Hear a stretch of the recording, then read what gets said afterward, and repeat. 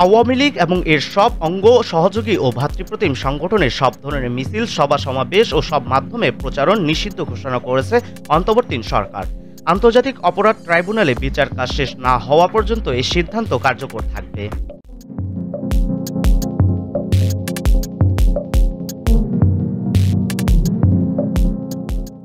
আজ সোমবার রাষ্ট্রপতির আদেশে স্বরাষ্ট্র মন্ত্রণালয়ের জননিরাপত্তা বিভাগের সিনিয়র সচিব নাসিমুল গনি স্বাক্ষরিত এক প্রজ্ঞাপনে তথ্য জানানো হয়।